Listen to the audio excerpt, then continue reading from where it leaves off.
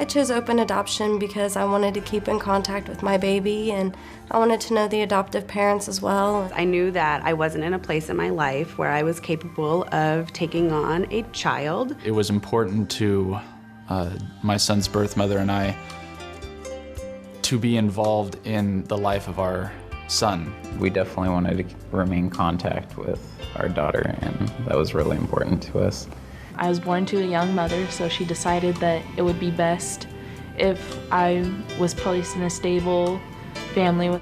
Because I do know my birth mom, and if I didn't know that, then there's a big part of me that would still be a mystery. I believe we chose open adoption because we wanted to be able to have that ongoing communication with his birth family, specifically his birth mother. We wanted to be able to ask questions if anything medically came up. There's no secrets, there's no, unknowns, really. We wanted our kids to know their birth parents. They'd know potentially who their birth parents were. Their birth parents would know that they were in a safe place, so the birth parents didn't feel like they were cut off from anything. We wanted our child to grow up confident, someone who, we wanted her to believe in herself and to know who she was, and through an open adoption, she'd have a connection with her birth mother.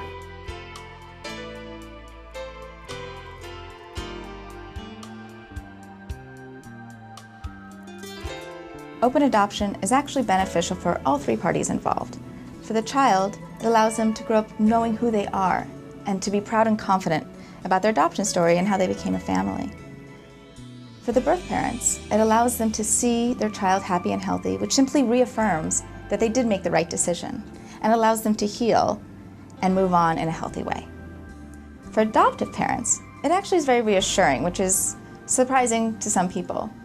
But knowing the birth parent, knowing where she's living, what she's doing, simply where her life is at the moment, and when you're going to have your next contact, alleviates the fear of, where is she? Does she regret her decision? Is she trying to figure out a way to come see the baby without me knowing? It makes it a natural relationship. There are many fears in open adoption, both on the side of the birth parents and the adoptive parents. Adoptive parents fear that maybe this will confuse the child and the child won't know who the, quote, real parents are. And the truth is that children who grow up in open adoption are actually less confused about who their real parents are, because it's the adoptive parents. They've never had any other parents, and they know who their birth parent is and what role that person plays in their life. Here at the IAC, we have clients from all walks of life. We have diversity with regards to ethnicity, age, family composition. We work with same-sex couples and singles. We have no limitations on age. We don't discriminate with regards to religious practices or beliefs, and we try to make our services available to everybody over a wide socioeconomic status. We chose open adoption after doing research, and we felt that this was the best opportunity for us. We wanted to have that connection with the birth mother to get information and to answer the questions of our children. The biggest fear for us was that we weren't going to get picked because we were gay and Jewish. As it turned out, we got picked twice, so it all worked out. I chose the Michelle's because I went to several profiles, and I found that Stephen Lane really had something I was looking for. They already had Yoni, and they were just a loving and together couple. Yeah, my first meeting with the Michelle's was a little scary because I wasn't sure what was gonna happen. I just wanted my child to be okay and to be loved, and once I saw them and once I met the Michelle's, that's all that comes from them is just love. We were really lucky because Lexi was just wonderful. We've always had a great open relationship. It's pick up the phone and call. Also, it's, hey, we haven't seen you in a while, let's get together, what can we do? We're not just friends, we're family, truly in the whole sense of the word, that we all look out for each other and try to make sure that we're the well-being of everybody, especially Shy, is first on our agenda. For kids, family is family. Kids know who love them. I think when we started, we had no idea what this would be like, and now we're 6 years later, and it's wonderful. We chose open adoption because when we got married, we thought we were going to get pregnant right away. And after, I'd say 3 years of infertility treatments and double miscarriages, we decided that wasn't the path that we wanted to go down. We just wanted to basically be parents. We chose open adoption because we didn't want our child to have any identity crisis. As we went through the process and spoke to the counselors at IAC, we became more comfortable that we didn't have to be afraid of this process or afraid of what would happen after our baby was born. My process choosing a family, I pick 5 families out of like all the families that I've seen. So the ones I thought were like more fun or like I would say I'm connecting with. So I chose the 5 and then emailed them all. And then the ones I felt like when I got back the answer, when I told them about myself, the ones I like feel like I got closer to, I talked to them on the phone, and I talked to like 3 on the phone, and the ones that I connected with better was George and Larissa. So the hospital experience was pretty surreal because, not having given birth myself, that's probably as close as you would probably get to giving birth. So we were with her for the 12 hours of labor. They stayed in there through the whole process because it was like 1 o'clock in the morning and I didn't have them till the next day at 1.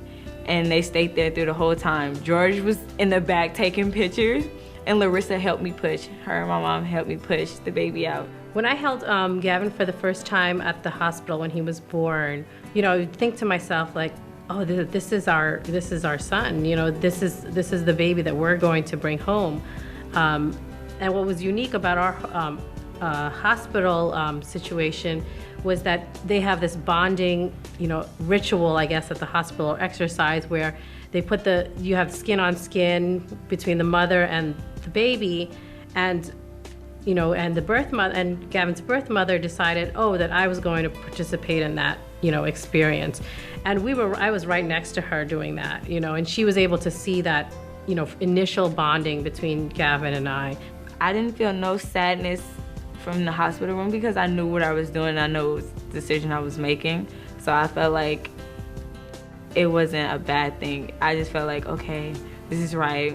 And they let her do skin to skin with him so he can learn her scent. And I thought that was like the best thing ever, so he won't feel like he doesn't know her, and that's good. And they let him stay in the room with them the whole night. We always question, how does she really feel?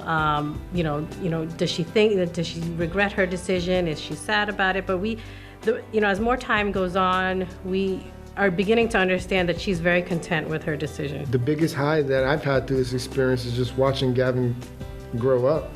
Watching this little child that we brought home who weighed like 6 pounds and couldn't do anything, to holding his own bottle, to crawling, to walking, to running, to just getting into everything. And it's just happening every day. And I'm sure tomorrow will be something different. I mean, I wouldn't give that up for the world. Originally, I chose the adoptive parents that I chose because I knew that I wanted to have somebody who had a background that was similar to mine, so that when I felt like I chose the Horgans, it was because they would do things with him that I would like to have done with him, like traveling, and they would raise him Catholic, and they would go and get to experience the world together like I wish that I could have done with him. The first call with Tai was very refreshing because she had her feet firmly on the ground in terms of what she wanted to do. When I was getting ready to go to the hospital, I was very nervous, and not necessarily because I was placing my child for adoption, but because I was going into labor. But after that entire experience, it became one of those situations where I knew what I was doing was the right choice, and I knew that it was what had to be done, but it was really overwhelming. It was really difficult to be holding my son in my arms and know that in 48 hours, he wasn't going to be my son anymore. And I was going to be passing him on to another family who was going to do a much better job than I ever could have done. It was hard, but it was something that I knew I had to accept because there really wasn't any other choice for me. Carmel, Ty's mother, who is such a wonderful person, she came out and she says, "Congratulations on the birth of your son." Well, it was the most loving moment. For me, it was, I don't think I've ever experienced a moment where a child was surrounded by so much love on all sides. All of Shane's family were represented there. They were part of the celebration. And for us, we felt, wow, this kid has got a great start in life. The only thing I can say is if you want to be parents, go to IAC because they make it happen. They make it happen. That's how I feel. They make it happen. Well, the IAC is probably like a bigger part of my family because they actually brought me to the Michalles. They were actually very welcoming and very comforting on both ends of the spectrum. If you would like to keep your child, they will try to help you and encourage you to do that. And if not, they will find the best people for you to place your child with. And they'll be there every step of the way. And IAC really stepped up to the plate and went beyond our expectations and sent our trusted adoption counselor out to help us. So she not only provided support to Cierra, which Cierra really benefited from, but she's provided support to us and helped us navigate the process and helping the placement go through. So we're really appreciative of IAC's work. I chose the IAC because they made me feel better. I had great people to talk to, and I knew they cared, and they made me feel like they cared. And I don't think I could have went through an adoption if it wasn't with the IAC. IAC has been wonderful.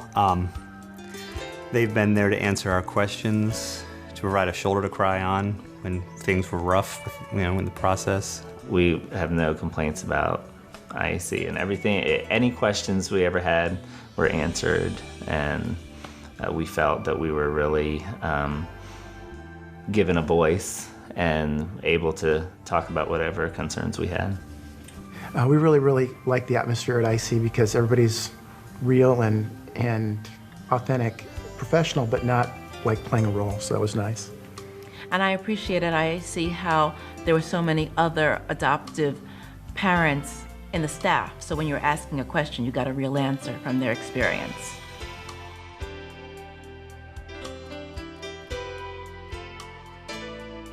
I think I was also afraid of maybe not having a connection with the child because he wasn't biological. And I think everyone's probably afraid of that. So I thought I'd mention that I had an instant connection with Everett that was just as powerful as a connection I had with my biological children, which I had only 7 months after. And I was able to see the difference that when I met Everett for the first time, it was a very powerful connection, and I felt instantly that he was supposed to be my son, and that was really nice, and that was all I ever knew of that feeling at first. And then 7 months later, along came our second child, which was biological, and I had the same exact feeling. It certainly came from a different place. It didn't feel as much like I was meeting the child for the first time. It was almost like he'd kind of always been there, but the feeling was definitely the same. And I forget that Ev's adopted all the time. Totally. So that fear, which I think is totally natural, totally goes away. And it's almost like, IAC has the mission statement really of, transforming the lives of birth mothers, children, and the adoptive family. And I think it really is almost like a protective cocoon. It's a balance they play to make sure the birth mother's comfortable in the process she's going through, that the adoptive family is comfortable, and they really make that mediation and conversation happen. And then through that comfortability and that cocoon, you really get the supportive, transformative life of the kids who are in the middle or in the balance of that. So they really almost performed this cocoon that really protected all of us and made us feel safe. They're just like family to us. It's really comfortable. It's really a happy time for us every time we get to be here and spend time with her. The expansion of our family is just starting, which is fine with us. We welcome that because, the more people that love our daughter, the better. And I don't think that it changes the dynamic of a family, because a family is built upon love and memories. It's not built upon genetics. You can get in touch with them, and you can just tell all your friends that the story, and it's just really fun. You know, Zoe's now 6 and she's answering a lot of questions about 2 moms and why does your sister have dark skin and things like that. And I think all the things we've taught about open adoption and what she knows have led her to be able to be confident enough to answer those questions. That's a good point. And so it helps us parent her. We didn't see it as losing a child. We saw it as gaining a more appropriate and better equipped set of parents for him. It was a choice we did not take lightly, and it's something we do not at all regret. People who choose open adoption do it because it's in the best interest of their child. Psychologically, they will grow up in the best environment possible, and they're putting their child first in their decision of which way they want to adopt. So the way I see it, the avenue in which you choose to adopt is actually one of your very first parenting decisions, and your child should be the priority.